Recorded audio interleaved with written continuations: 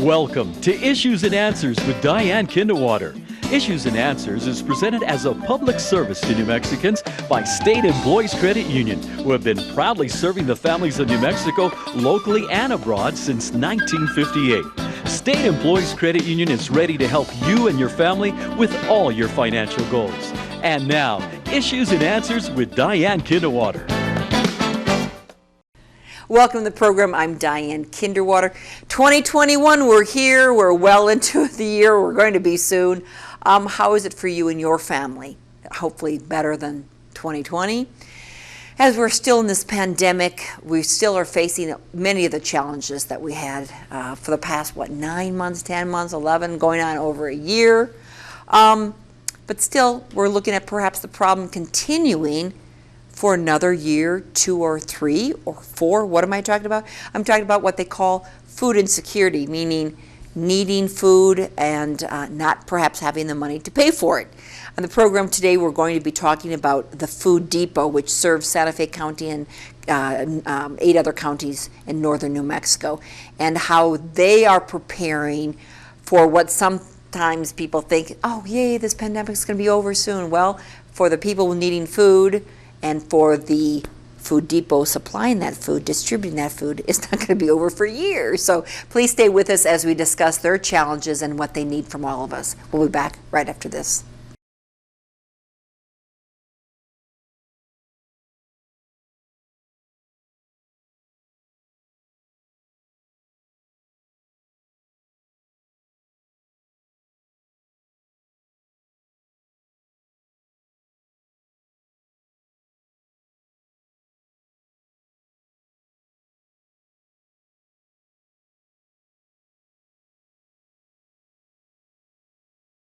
We all are praying and waiting for this pandemic to be over, but is it really ever going to be over? Are we ever going to get back to a normal?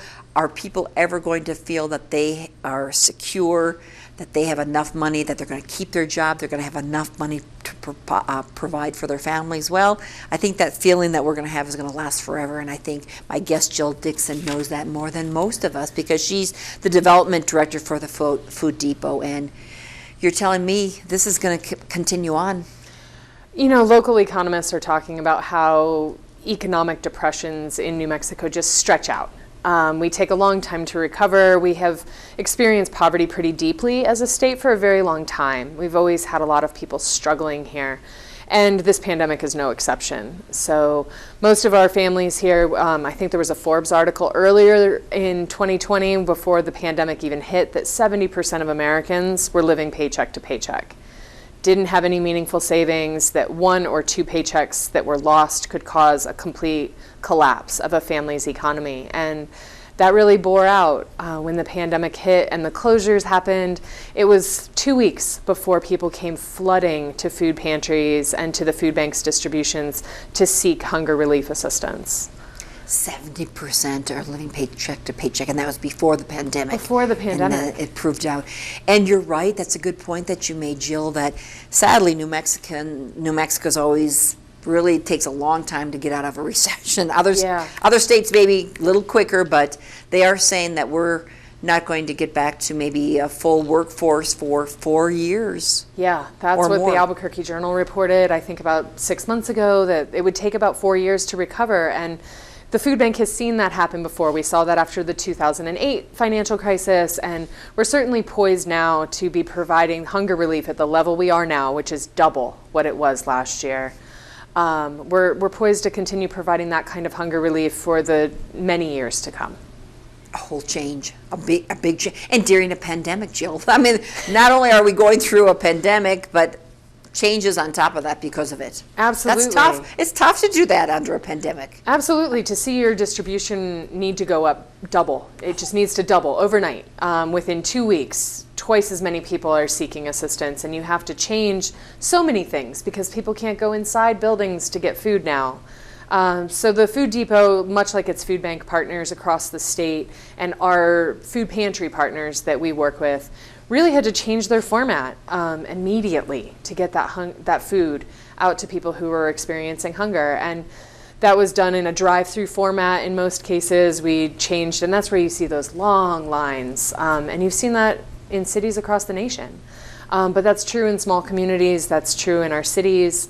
Here in New Mexico, all over the state, people just lining up hours in advance for miles and miles, waiting to get a box or a bag of food for their families. What are we seeing in northern New Mexico? What are we seeing in Santa Fe County? In Santa Fe County and the other counties that we serve 9 counties total, the Food Depot does, we're seeing about a 30% increase in people seeking hunger relief so over the 2019 numbers. About 33% of kids in our state are going to be experiencing hunger as a result of this pandemic. And that's an incredible number if you think about 1 in 3 children going hungry because of the financial catastrophe that has been experienced by so many this year. So those are just incredible numbers, so much higher than any that we've ever seen before, and that's what we're facing. And in 2021, where are you distributing? Are we going to continue to have the drive-thrus? That is the plan until it's safe to go back to a client choice model where people can go inside a building and pick out food for themselves and have a little bit more control over that process. Our number 1 goal is to address hunger. Our number 2 goal is to do it in a way that is safe, that doesn't further transmit the virus and put people at risk. So we want our volunteers to be safe, our staff to be safe, and most of all, we want our clients to be safe. So we're going to continue the drive-through model. We're going to continue the additional distributions until we see that our community doesn't need that any longer. And where are they distributing it in Santa Fe County? The additional distributions, you can visit thefooddepot.org. There's always a resource list on there. If you live in Santa Fe or if you live outside Santa Fe County, you can find a list there of what distributions are happening. They change frequently. Holidays and other disruptions can always make things happen there, but there is a Thursday distribution in Santa Fe. It's every other Thursday on Seiler Road. There's another massive public distribution at Santa Fe Place Mall on every other Saturday out there at the mall from 8 to 10. There's a distribution in Rio Arriba County at the Okeowinge Hotel and Casino on the first Wednesday of every month from 10 to noon. And those are just a few of the huge distributions that are happening. But we have hot meal programs and food pantries that are operating throughout northern New Mexico and throughout the state that are providing hunger relief to people in every community. You've seen a doubling of the distribution. Tell me, what are the stories that you're hearing? What are people saying? And who are coming? I have worked on the registration side, so I don't just sit behind a desk, and this has required all of us to take on new responsibilities in so many ways. But I have seen, people who have had hardship in their family for a long time, who aren't a stranger to a food bank, and even they look like this is even harder than it ever was before. And they've been coming, though, for years. I mean, they know of the food bank. They know the food bank, and they have, intermittently come there when, food stamp benefits are just not enough, when, jobs fall apart, when seasonal work is no longer available.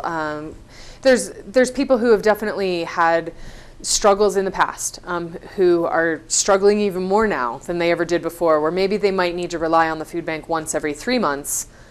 Now they're there far more regularly because that work that they had before just isn't there. A lot of people who are self-employed struggling so much.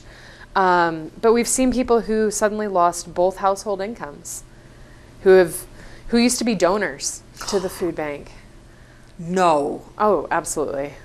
Food banks rely on people who give $25 a year.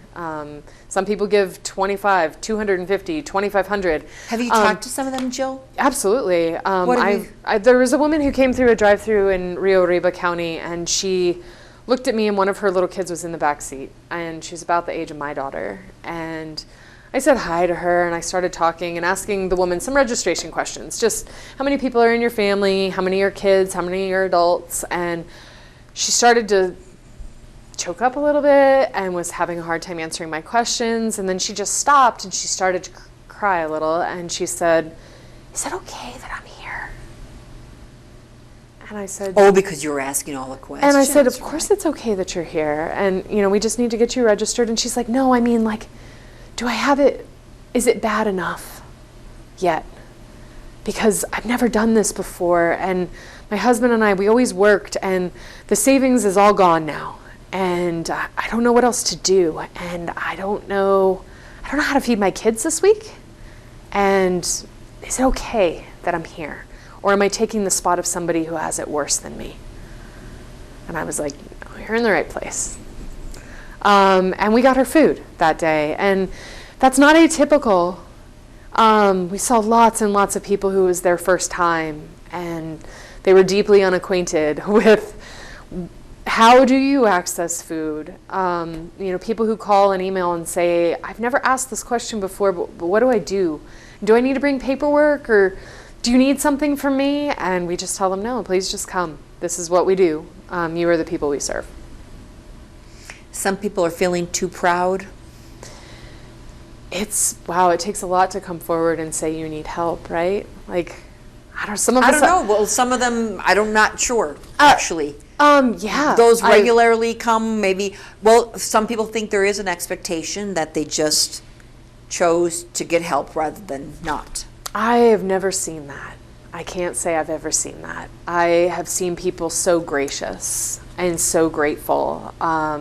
So no one taking advantage of the program? Absolutely not. I mean, when we follow the federal poverty guidelines and ask people what their income level is, and I say, does your family of four make less than, $52,000 a year? And they're like, I've never made that much in my life. Actually, in our state, our guidelines are pretty high. Family of four when I worked in state government, you can earn $52,000 for a family of four and still receive benefits from the government. That's a big salary. It depends on where you are and what your expenses are. That's highly circumstantial, depending on where you are. If you're living in Santa Fe County and you're paying more rent prices there, it doesn't go as far. But we have never seen people be ungrateful or act like they're entitled to something. That hasn't been my experience. There's many families who hold up signs that say thank you as they drive through the food pantry. There's people who have hung thank you signs in their trunks so that we can see them when they load the trunks. There have been cards that have been left there for us of people expressing their gratitude. To share another story, we had a young man who walked through our food pantry the other day. He was on foot. He told us that he was homeless, and he asked for food specifically that he could use without having a kitchen. If you think like canned soup is not something you can open if you don't have a can opener, and if you don't have a pot to heat it up in or a microwave, you eat it cold. So he asked for, pop-top cans if we had any, and he, wanted to see if there was some way that we could support him and not just give him pasta that couldn't be cooked. And we walked through and we picked out a few things, and I helped him load up a bag, and he said, can I also please get a volunteer application? Because I may be homeless, but I am not helpless. And I want to give back also. And if it's the thing I can do to earn this, then that's what I want to do. And I see that kind of thing every day. So I think that the people we serve, it takes a lot for a person to step forward and say, I need help with this. I personally have trouble delegating even the smallest responsibility of my work. I take such pride in being able to do for myself. And I think I've seen so many others that experience the same thing, and to say I'm having a hard time right now has a big price in dignity. And you see that? Absolutely. And especially the people who are the first timers, I imagine, this year. I think that it costs everybody something to say that they can't provide for their own children. Sure, for the first timers, maybe like it's not as fresh as the first time for the people that came before. No, that's wonderful to hear, because oftentimes you hear kind of a welfare state or welfare mentality. If they've been raised just thinking the government is going to provide for them, then they're expecting that. I guess that's what I was thinking of when people receive this, but that's not your experience at all. I've been in food banking for 8 years. I've never really encountered that. So I know that there's sometimes a real disconnect between like what our perceptions are of people receiving help, but I've stood on the front lines for a really long time now, and you may get a certain, a person every here and there that's cranky about, something or another, and I just try to approach that with grace. That, if I wasn't able to feed my child, I'd feel a little stressed, and there's a chance that I might, be a little cranky with someone. I'm cranky with someone, and I don't struggle with that. But I really have just seen people that are gracious, that wave as they go through. They hold up their how hands and wonderful, thank how us. wonderful. And this is our community stepping forward. The food banks are primarily funded by local donors, businesses, foundations, individuals. That's where the bulk of our funding comes from. With a need of doubling this past year, 2020, and looking on to the future, have the contributions increased? Yes, I think the community has seen, there's no missing it in Santa Fe. You drive to the mall on Saturday mornings and you see a line wrapped around the building. If you drive to Siler Road, we were there this morning distributing food. The line goes all the way down to Agua Fria and wraps around the corner farther than you can see. And I think our community has seen that. They've heard. We're a heavily tourist-based center in Santa Fe. Our smaller communities up north are feeling the ramifications of that also. There's a lot of people struggling. So donors have stepped forward. They have absolutely contributed. We have an entirely new force of volunteers that have stepped forward. People who were furloughed, people who are now working from home and can squeeze an hour in here and there. Our morning distributions are great.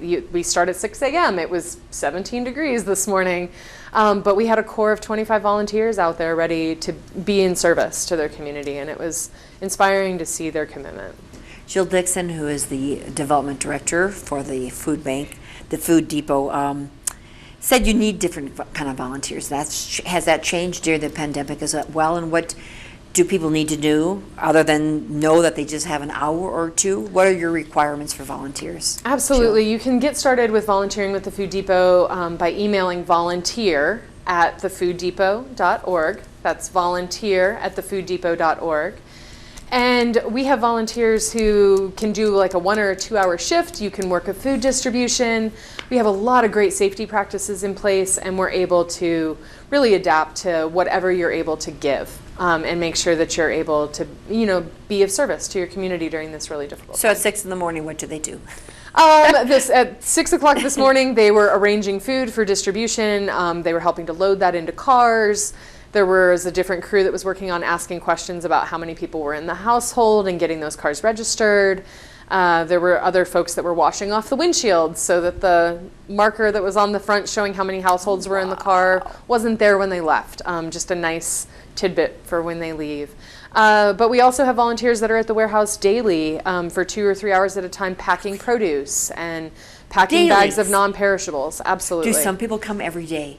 We have some that come multiple times a week. We have regulars that work the distributions every single time. People are passionate about different parts of the work, and we try to match those passions. And they're, they have a passion and a little bit of camaraderie as well, I imagine. We've seen such friendships develop we have a bread team that works together on Tuesday. It's these people, these 5 people work the bread team. And when we separated the group to have better safety practices so that there weren't so many people in one room, it was like we broke up the Beatles again. It was tears all around. We put them in rooms next to each other. There's a window, they can still see each other, but they've developed such strong relationships. And I really encourage anybody that's a newcomer to Santa Fe or really looking for a sense of community and camaraderie to consider volunteering. It's a really great way to give back. And it sounds like they're having fun and they enjoy each other and have something to look forward to. Absolutely. I think it gives a sense of purpose. So many people have been locked up and isolated from other people for so long, and getting an hour, 2 hours to be out with other people in this common action to make our community better and safer and healthier is really fantastic. What about the other communities in northern New Mexico? Same type of Absolutely. opportunities? We're obviously the hub. As the food bank, we're responsible for distributing that food out into all 9 counties. So we have a huge warehouse, we have a fleet of trucks, and people are preparing that food in our warehouse. But we do need support at the other distributions. We have partners in other counties that are distributing food on our behalf through their organizations locally, food pantries in Taos and in Vallecitos. And we definitely, if you live out in those rural communities, we can connect you with a food pantry that's doing good work and make sure that you get to volunteer.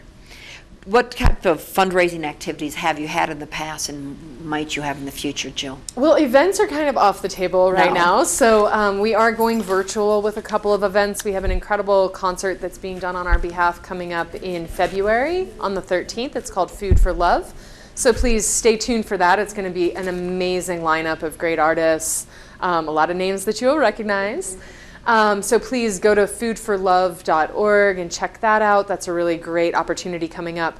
But certainly we continue to count on our community to step forward during this difficult time. We are having to purchase food at levels never seen before. We are filling the gaps, making sure that we're offering nutritious food to folks that really need our support. And we do need financial contributions to make that happen. And they can go on the website Yep. and find a way to contribute that way. Thefooddepot.org. It's really simple. There's a gigantic orange donate button. You're not going to miss it. That's kind of the goal.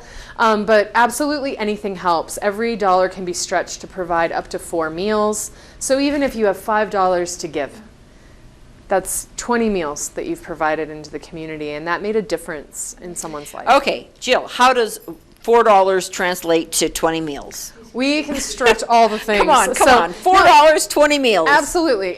So the way that works is that we do get donations where that offsets the cost, right? We do have to purchase food, but often we can do that at wholesale prices because we can buy in massive bulk. We get people to donate loads of produce to us, but we have to just pay for the freight. So we can acquire 40,000 pounds of tomatoes for $1,500. So we're really able to stretch out every single dollar. And the truth is we also rely on volunteer labor. Last year, volunteers saved us $750,000 in operating expenses. So the more volunteers we have, the more donors we have, the more we're able to stretch every dollar. That's a good value for your buck, right, Jill? It's a great value for your buck. What else can you get that kind of value out of? It's a huge impact. That's cool. In addition to the food distributions through the cars at the mall and on Surrey or Siler, and the food pantries that you distribute to, where else does the money from the Santa Fe or the Food Depot go in the community? Where else? Who else do you serve? Shelters? We serve shelters, absolutely. We have 145 nonprofit partners that we work with. And among them are food pantries, hot meal programs, soup kitchens, shelters for families experiencing violence, shelters for the homeless, after-school programs for kids, senior centers. Now, senior centers, you provide food for senior centers. We do. And again, I thought the county provided the food for the senior centers.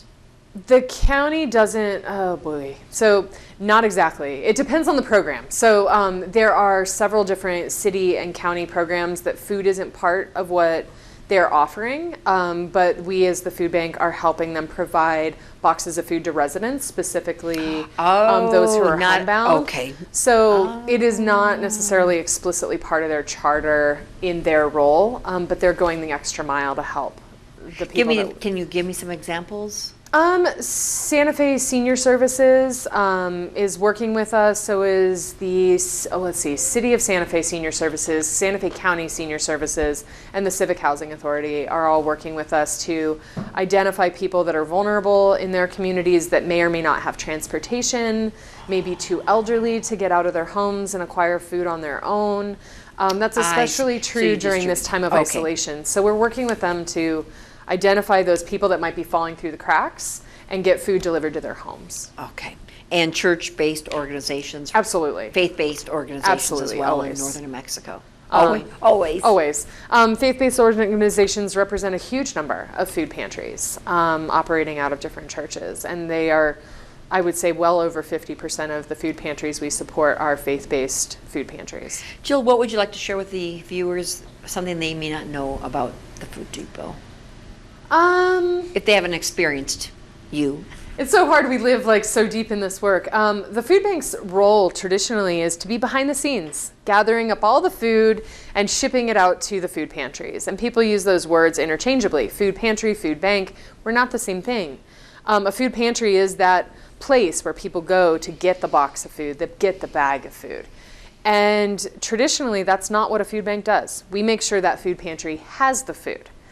But in this moment, in this pandemic, it has fallen to food banks across the nation, and we are no exception at the Food Depot, to become both food pantry and food bank.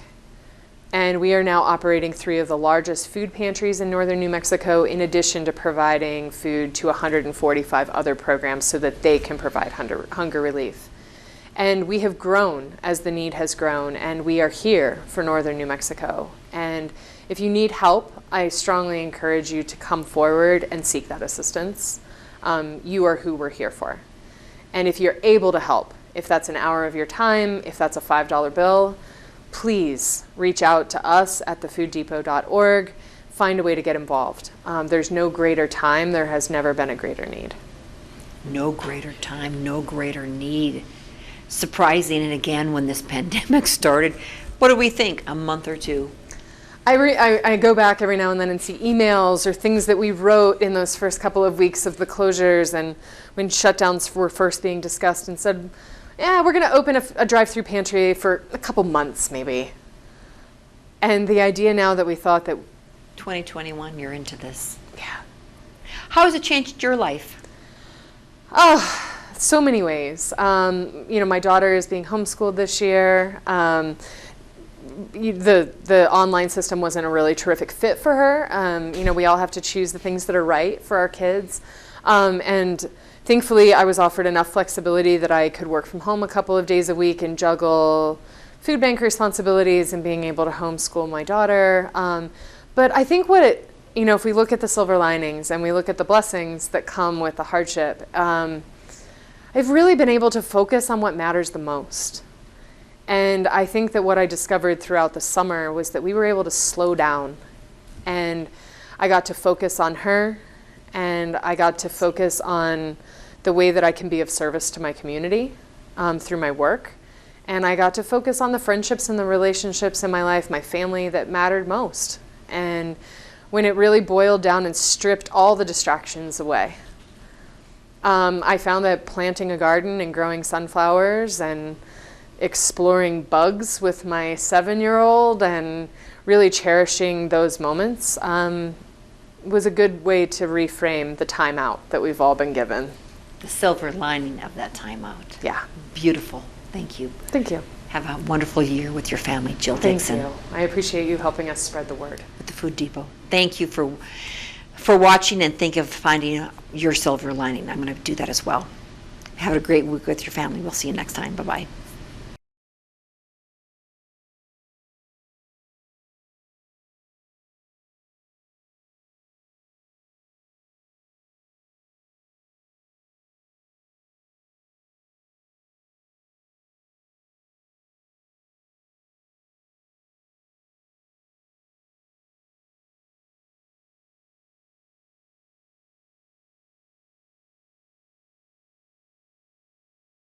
Issues and Answers with Diane Kinderwater is presented as a public service to New Mexicans by State Employees Credit Union, which has proudly been serving the families in New Mexico locally and abroad since 1958.